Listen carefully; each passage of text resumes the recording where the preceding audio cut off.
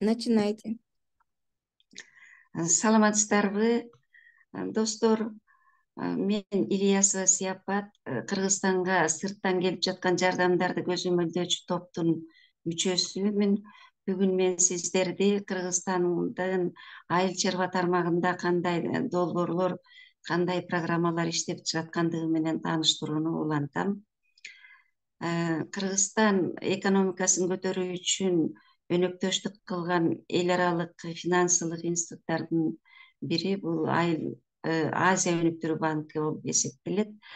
Азия өнүгүү банкынын сайтына кирип карап көрсөк, 2019 жылы Азия өнүктүрүү банкы 50 миллион АКШ доллары менен Кыргызстанга грант берген. Бул грант ошо Кыргыз өкмөтү айыл чарбасын институциалдык реформалоого жумшалган. Бул боюнча ошо сайттагы маалыматтарга таянып айтып жатам. Өлкөнүн андан башка дагы өлкөнүн соода саттык инвестициялык атаандаштыгы жөндөмдүүлүгүн жогорулатуу, кичи жана орто ишканаларды өнүктүрүү, мамлекеттик жеке өнөктөштүктү өнүктүрүү менен керектөөлөрдүн ортосундагы байланышты жакшыртууга жумшалган деп жазылат.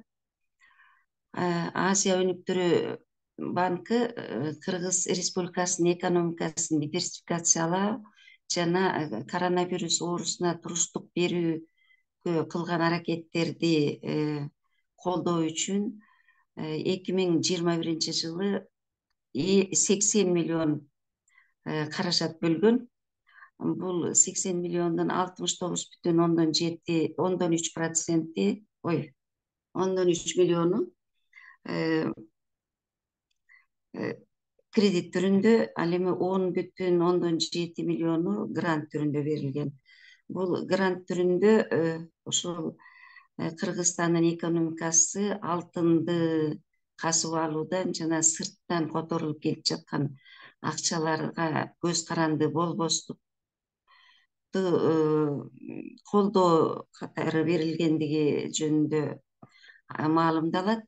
Ал эми бул акча дагы ошо Кыргызстандын чакан жана орто ишканаларын өнүктүрүүгө көмөктөшүү, мамлекеттик жеке өнөктөштүктү колдоо жана Кыргызстандын инфраструктуралык өнүгүүсүн жакшыртуу, фискалдык саясатты өркүндөтүүгө жана дагы башка социалдык коргоонун туруктуулугун, мамлекеттик башкаруунун туруктуулугун колдоо жана реформалоого жумшалган. Кыргыз өкмөтү Азия өнүктүрүү банкынын дагы 50 миллион доллар алгандыгы жөнүндө маалымдалат. Бул каражат ошо Азия өнүктүрүү банкынын активдүү контрциклдик чыгашалар аркылуу туруктуулукту жогорулатуу программасынын алкагында 2022 жылдын октябрь айында берилген. 50 миллиондун 25 миллиону грант түрүндө, 25 миллиону дагы кредит түрүндө берилгендиги маалымдалат. Бирок ушу кредит түрүндө канча пайыз менен берилгендиги жөнүндө эч жерде маалымат жок. Андан бөлөк дагы ушул программанын ишке ашуусун мониторинг кылуусун жана андан кийинки реформаларды жасоого өкмөттүн дареметин чыңдоо үчүн дагы 400 миң АКШ доллары менен техникалык жардам көрсөтүлүп жаткандыгы жөнүндө айтылат. Ал эми бул программанын максаты дагы өкмөттүн айыл чарба өндүрүшүн көтөрүүгө жардам берүү, дагы эле налоговый бюджет, социалдык коопсуздук тармактарын кеңейтүүгө жана чакан жана орто ишканаларды колдоо, айыл чарба азыктарын өндүрүүчүлөрдү колдоо, ошондой эле инфляциянын жана баа айыл чарба тамак аштарынын бааларын турукташтырууга жумшалат деп айтылган. Жана калктын аялуу катмарларынын андан ары жакырчылыкка түшүп кетпөө үчүн дагы колдоо көрсөтүлөт деп айтылат. Дагы бир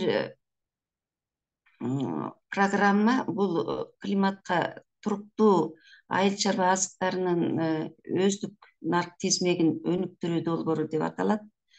Бул долбоор 40 миллион доллар бөлүнүп жаткандыгы жөнүндө маалыматтарды көрөбүз жана бул долбоорду айыл чарба министрлиги аткарат экен. Бул долбоордун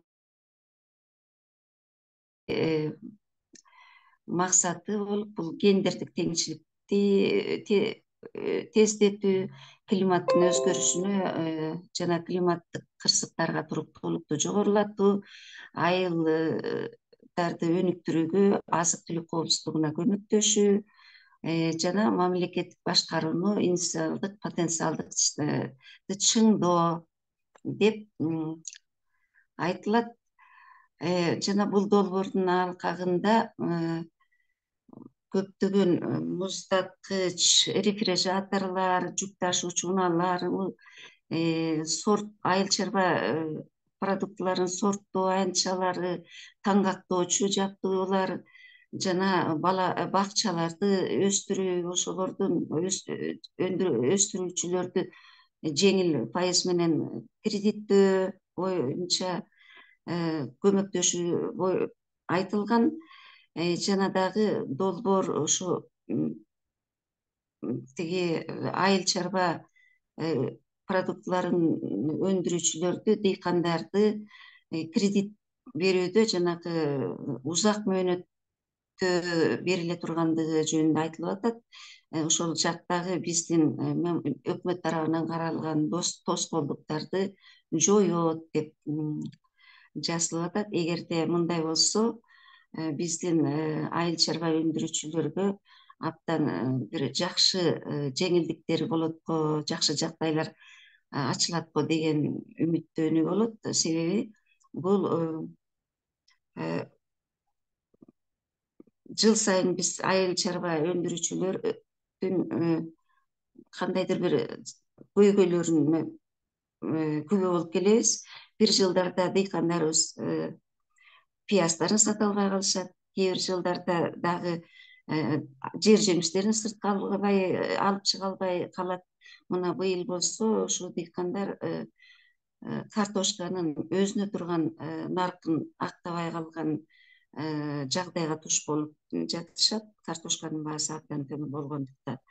Мына бул долбоор ушу өндүрүүчүлөрдөн баштап сатып алып керектөөчүлөргө чейин ташып жеткирүүдөгү баанын өздүк наркынын бир тизмегин жолго коет деген долбоор экен. Мына биздин айыл чарба тармагында ушундай долбоорлор ишке ашырылып жатат. Саламатта калыңыздар.